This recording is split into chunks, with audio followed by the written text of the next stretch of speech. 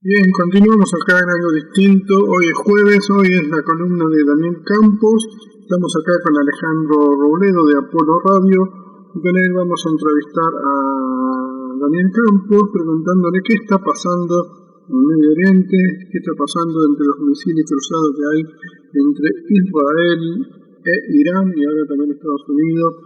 Bien, pero aunque estén en un impasse, le vamos a saludar a Daniel Campos y preguntarle qué está pasando en Medio Oriente. Buen día, Daniel. Buen día, Antonio, ¿cómo estás? Un saludo a vos y a todos los que nos están escuchando. Es lo que Trump llamó la guerra de los 12 días, es la lucha entre la revolución y la contrarrevolución.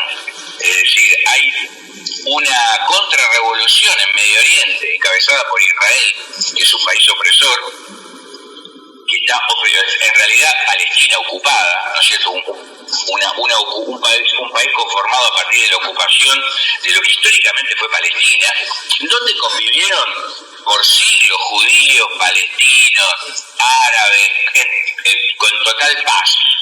Pero a partir de la fundación del Estado de Israel en el siglo pasado por la ONU y el imperialismo norteamericano, eso se convirtió permanentemente en un lugar de guerra, porque Israel es un Estado creado por el imperialismo para agredir y oprimir permanentemente a los pueblos de Medio Oriente, con el objetivo, en el siglo pasado, de controlar una zona clave, en primer lugar por los procesos revolucionarios de liberación nacional que se vienen desarrollando en esa región históricamente, pero además por una cuestión importante para el imperialismo mundial y el capitalismo, que es el control del petróleo, las reservas petroleras, que ahí están las reservas petroleras más importantes del mundo.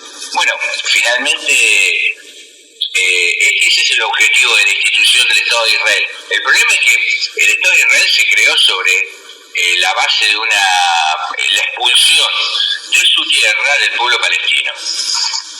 Y al expulsar al pueblo palestino de su tierra, construyeron una opresión horrorosa, una de las más horrorosas de la historia, porque es como si a nosotros en Argentina nos echaran de nuestro país y crearan un nuevo país, digamos, que nos echaran a todos de Buenos Aires y sobre entrara un ejército aprobado por la ONU y aquí se creara, qué sé yo, un Estado que se llama X, digamos, ¿no? Y a todos nosotros pasamos a ser parias dentro de nuestra propia tierra.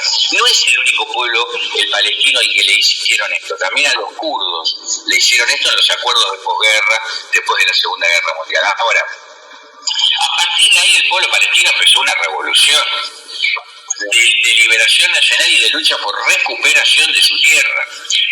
Esa revolución lleva varios capítulos. El primer que ellos denominan la intifada. La intifada en árabe quiere decir levantamiento. La primera intifada fue en la década del 80 del siglo pasado, arranca en 1987, dura casi 10 años, hasta los acuerdos de Oslo. La intifada es un levantamiento de niños jóvenes que con piedras enfrentan a los tanques israelíes. La segunda intifada comienza en el año 2000.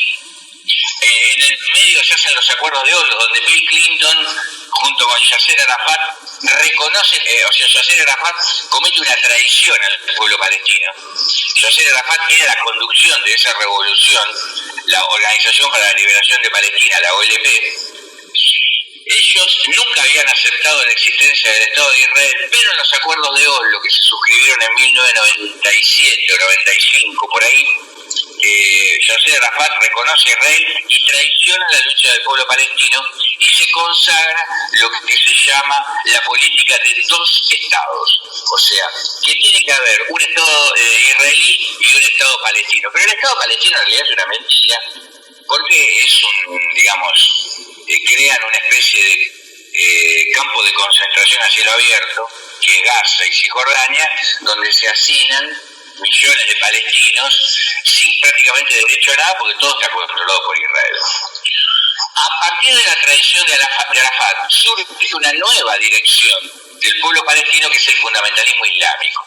El fundamentalismo islámico son los ayatollah de Irán, que constituyen una corriente política que es la única corriente política en Medio Oriente que no reconoce al Estado de Israel un enfrentamiento con Estados Unidos. Entonces, la mayoría del activismo árabe, que era de izquierda, que seguía a la OLP, se hace fundamentalista islámica y se mete en la corriente de los ayatolás, y el fundamentalismo islámico se convierte en la corriente de política más importante de Medio Oriente. Miles de chicos, de jóvenes se van a militar al fundamentalismo islámico. El fundamentalismo islámico es una corriente que tiene, digamos, el mérito de haberse enfrentado a Israel, haber planteado la oposición a ese Estado, que era el reclamo de los palestinos, pero es una corriente muy retrógrada, es una corriente medieval con un programa reaccionario de defensa del capitalismo, es una corriente burguesa muy reaccionaria que oprime brutalmente a las mujeres, represora al Partido Comunista. El fundamentalismo islámico lo liquidó, le mató miles de militantes. Es una corriente muy reaccionaria, brutal. Ahora, ¿qué pasa? En el año 2021, o sea, hace muy poco tiempo, comienza una tercera intifada. Esta tercera intifada tiene un marco que es la segunda primavera árabe. La primavera árabe comienza en el 2011, cuando en todo Medio Oriente hay un levantamiento contra todas las dictaduras, los pueblos se levantan, cae la dictadura de Egipto, caen dictaduras de Libia, que hacía 30, 40, 50 años que estaban. Comienza un levantamiento del pueblo por el hambre, la miseria, la pobreza, la opresión. Es decir, en Medio Oriente, y casi todos los países de Medio Oriente y los países árabes, hay dictaduras horrorosas y regímenes muy reaccionarios, burgueses y defensores del capitalismo, que son colaboradores del imperialismo norteamericano y que nunca han luchado por la liberación del pueblo. Entonces comenzó un levantamiento con la primera primavera árabe en el 2011, que siguió, que digamos tiró abajo varias dictaduras, pero en el 2021 comienza un segundo levantamiento, una segunda primavera árabe, y acá lo importante, esta segunda primavera árabe no va solamente contra el imperialismo y el capitalismo, va también contra el fundamentalismo islámico. Es decir, empieza un sector de jóvenes árabes a decir basta de esta opresión de los ayatolás. Queremos laicismo, queremos luchar porque surja, queremos independencia, para que entendamos un poco, aquel que nos está escuchando, qué es los ayatolás, que son una oligarquía religiosa muy rica, de multimillonarios, que manejan con mano dura una corriente política y manejan y gobiernan sobre millones de árabes que viven en la pobreza extrema. Es decir, los países de Medio Oriente son casi todos muy pobres. Entonces surge una camada de jóvenes que ya no quieren saber más nada, con eso de tener que rezar cada 3 horas, someterse a los terribles reglas y régimen religioso, y que quieren otro tipo de estructura política.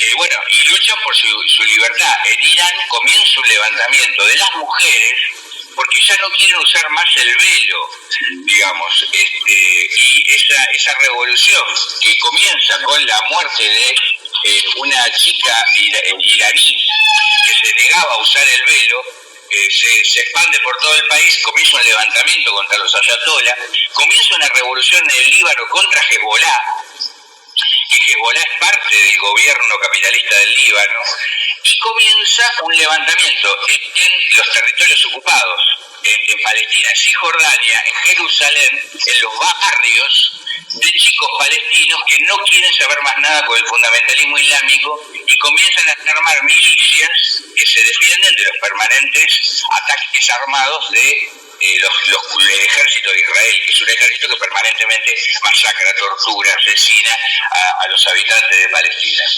Con esta tercera intifada, Benjamín Netanyahu, el gobierno de Israel, diseña un plan siniestro de cambiar el régimen político de Israel y hacer, digamos, un régimen bastante dictatorial, tener permiso para asesinar, torturar y matar, y que ningún dirigente que ordene eso vaya preso, digamos, o sea castigado.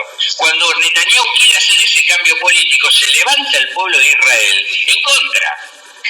Empiezan movilizaciones contra Netanyahu Y en ese momento que hay una crisis política en Israel muy importante, ya estoy entrando en lo que fue el año pasado, el 2023, perdón, el 2023, hace un año y pico, bueno, ahí se produce un hecho tremendo que es que Hamás, una milicia palestina, pero no solamente Hamás, varias milicias palestinas entran a Israel por primera vez y le infligen una derrota muy grande a su ejército. Entran, tiran abajo los alambres, van a recuperar los territorios ocupados de Palestina. Cuando sucede eso, la respuesta de Israel a esta tercera intifada, que ya comienza a ser una guerra civil abierta, una lucha de liberación nacional que empieza a tener características de guerra civil armada abierta, bueno, Israel hace la invasión de Gaza. Israel invade con un ejército muy poderoso, uno de los más poderosos del mundo, pero sufre una paliza militar. Le mataron, tiene 10.000 bajas el ejército de Israel. Se estoy haciendo una síntesis, no grosera. ¿Por qué? Porque lo que hacen las milicias palestinas es organizar una guerra de guerrillas urbana, muy parecido a lo que está pasando en Ucrania, donde Putin, teniendo un ejército muy superior, sufre derrota tras derrota y no puede tomar Kiev. Entonces, lo que hace Israel es ensañarse con los civiles palestinos y masacra familias, tirotea, digamos, casas, barrios enteros, los demuele, hace una destrucción terrible con los civiles, pero fracasa militarmente en derrotar a la resistencia palestina. Entonces Israel entra en una crisis muy profunda, un aislamiento político. Israel es la Sudáfrica del siglo XXI. ¿Se acuerdan que en el siglo XX Sudáfrica, para los que nos están escuchando y no lo saben, era un país repudiado, odiado por el apartheid, digamos, ¿no? Por el apartheid que hacía de la raza negra. En Sudáfrica no podía ir a ninguna reunión, no, los presidentes, bueno, lo mismo está ocurriendo hoy con Israel, es un país repudiado, aislado. Empieza a haber una movilización mundial de apoyo a Palestina, empieza a haber una movilización gigantesca en Estados Unidos de apoyo a Palestina, se toman todas las universidades en apoyo a Palestina, o sea, un movimiento mundial. Esta intifada se convierte en una intifada global que va derrotando todos los intentos de Israel y lo va convirtiendo en un estado inviable, en un estado de una profunda crisis. Hoy los bonos de Israel está una catástrofe económica, y los bonos de Israel son bonos basura, nadie los quiere. La gente está huyendo de Israel, millones se fueron, ahora van a repatriar a argentinos, los argentinos están huyendo en masa, ya nadie quiere vivir en Israel, no se puede estar porque en cualquier momento te cae un misil, la gente tiene que ir a los refugios y ya no funciona la salud, no funciona la educación, es un país completamente inviable y surge una consigna que se hace masiva en el mundo entero, que es por una Palestina libre del río al mar. Por una Palestina libre del río al mar significa que Israel tiene que desaparecer. Es decir, ese Estado creado por la ONU y por el imperialismo norteamericano tiene que desaparecer y se tiene que volver a una Palestina democrática, laica, no racista, donde todos puedan convivir como fue siempre en la historia de la humanidad. Y eso es lo que está logrando esta intifada. Bueno, en ese marco, y Netanyahu, acorralado por la intifada, agrede a Irán para desviar la atención, un poco lo que hizo Galtieri aquí en la Argentina, cuando acorralado por el pueblo y la huelga general invadió las Malvinas. Intentó Netanyahu ver si podía soldar el apoyo del pueblo israelí atacando Irán, que es un país odiado por el pueblo israelí, y le salió bastante mal, porque Irán destruyó barrios enteros. A pesar de contar Israel con el apoyo de Estados Unidos y todo, Irán respondió con la destrucción de barrios enteros y por primera vez se empezó a ver la vulnerabilidad de Israel. O sea, Israel ya eso de la cúpula de hierro, el país que nunca pierde, el que siempre gana, el todopoderoso, se mostró que no es así. Se empezó a ver barrios de Tel Aviv que se parecen a Gaza y tuvo que intervenir Donald Trump para frenar todo, porque iba camino esto a un verdadero desastre para Estados Unidos, para el imperialismo, para la ONU y para Israel.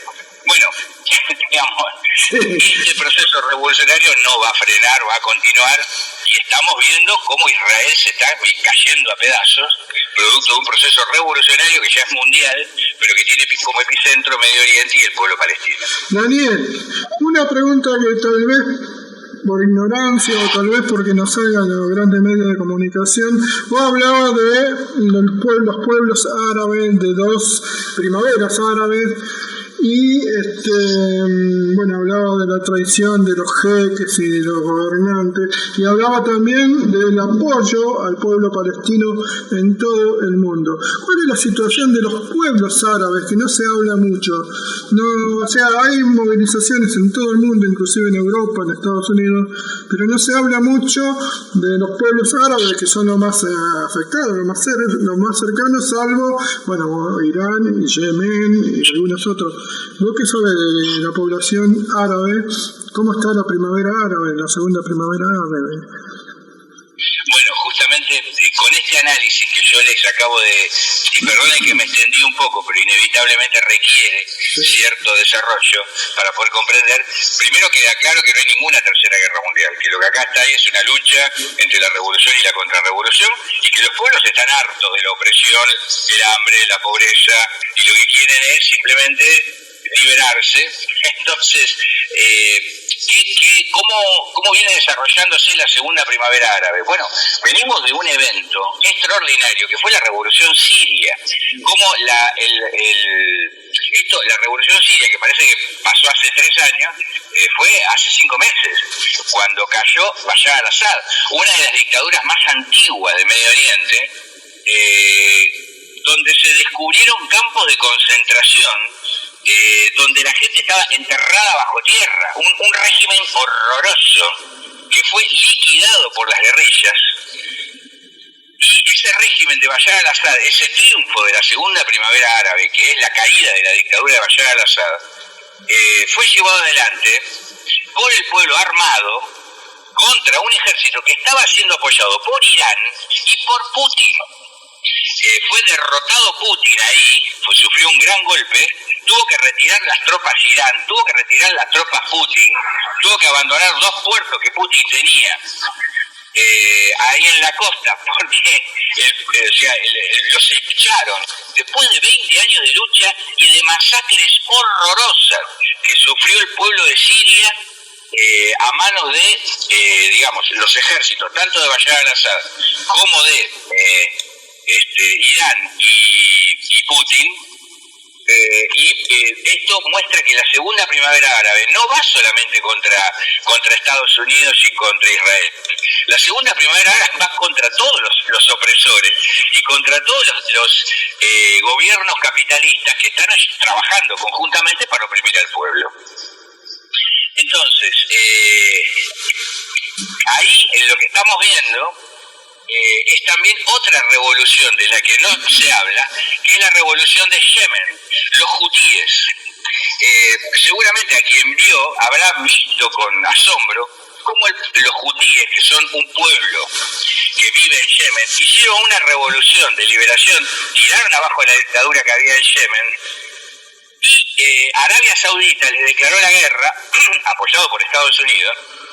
Fueron a una guerra contra Arabia Saudita. Arabia Saudita los derrota. O sea, el pueblo hutí derrota a Arabia Saudita. Y comienzan a tomar el control del Mar Rojo en solidaridad con Palestina. O sea, los hutíes empiezan a solidarizarse con el pueblo palestino y a bombardear Israel y a bombardear los barcos de Estados Unidos. Y de hecho hoy Estados Unidos y el capitalismo a nivel mundial perdió el control del Mar Rojo por esta revolución de los hutíes. Así, estamos hablando de revolución de los hutíes, revolución del pueblo sirio, revolución dentro de Siria de los kurdos, que vienen luchando también por su autodeterminación contra Turquía, porque están siendo oprimidos por Erdogan. Que dicho sea de paso, Erdogan también está en crisis porque se levantó el pueblo turco contra Erdogan, cosa que no está en los medios masivos de comunicación. Es decir, miren cuántas cosas, cuántos procesos revolucionarios están surcando Medio Oriente en este momento, de lo cual no se habla. Entonces, se pretende presentar a la población como que esto es una tercera guerra mundial, lo cual es una mentira grande como una casa, porque guerra mundial ¿contra quién? ¿Quién sería? Estados Unidos y Israel ¿contra quién? ¿Contra China? ¿Contra Rusia? Sí, ni aparecieron, ni intervinieron. Ni China ni Rusia movieron un dedo por el pueblo palestino, ni mueven un dedo por ningún pueblo del mundo, porque también son estados opresores que defienden el capitalismo. Por lo tanto, aquí no hay ninguna tercera guerra mundial. Acá hay una lucha entre la revolución y la contrarrevolución. Y la revolución está avanzando. Y regímenes que tenían décadas, 50, 60, 70 años, dominando los pueblos, oprimiendo, asesinando, torturando, como Bashar al-Assad, están cayendo.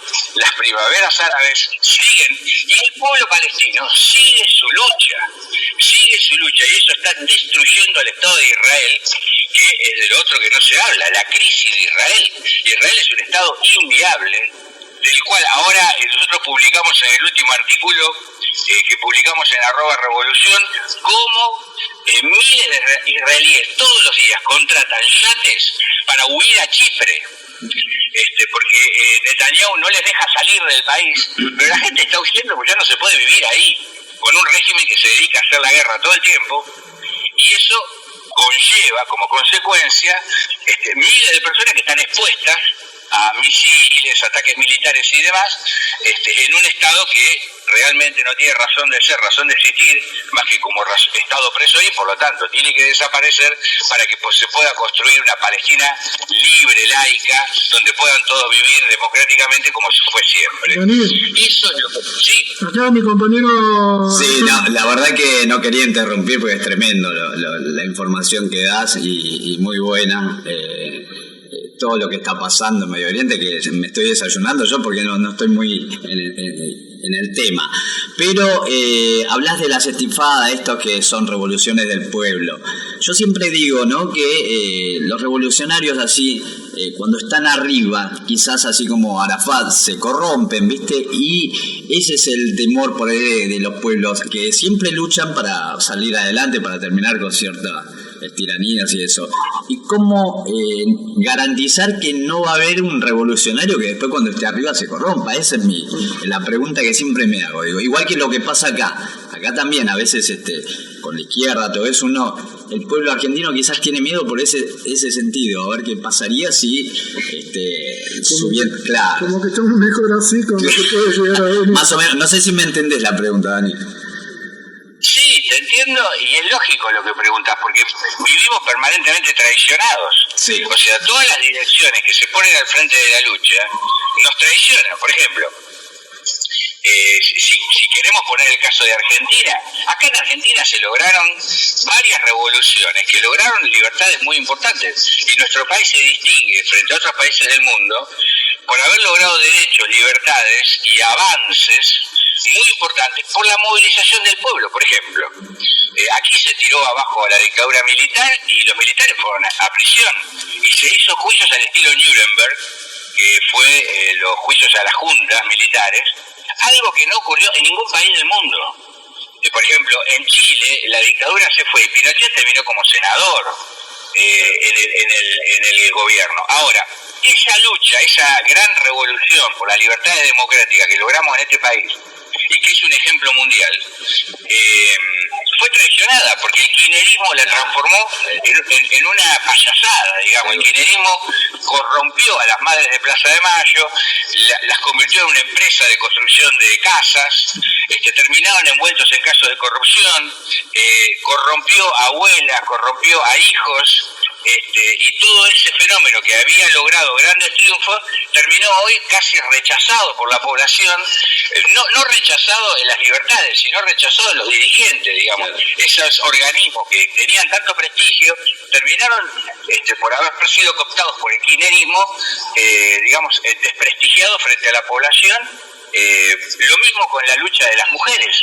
Aquí hubo una gran lucha que logró el aborto legal, fue un gran avance, uno de los avances más grandes, que fue producto de años de movilización de las mujeres en las calles y también de los hombres que fuimos parte de esa lucha, y que después termina corrompido porque se crea el Instituto de la Mujer y toda una serie de estupideces y ponen funcionarias que terminan vendidas por el kirchnerismo, haciendo cosas que no tienen nada que ver con las libertades democráticas. Entonces, claro, por supuesto que venimos luchando mucho y los dirigentes nos vienen traicionando. Ahí entramos en otro tema, de que estas revoluciones y estas luchas que venimos haciendo merecen tener una dirección revolucionaria, no las direcciones traidoras, y esto es lo que está ocurriendo en el mundo, es decir, todas estas direcciones que traicionan al pueblo están en derrumbe, están en caída, el pueblo se cansa de las traiciones, por eso se cae el fundamentalismo islámico en Medio Oriente y por eso se derrumba el peronismo en la Argentina.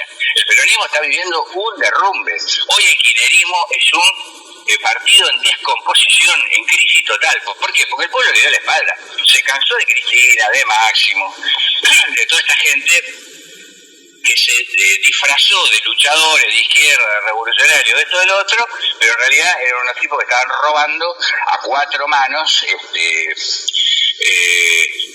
vez de luchar por los intereses de los trabajadores y del pueblo. ¿Y por qué? Porque son una dirección que defiende el capitalismo.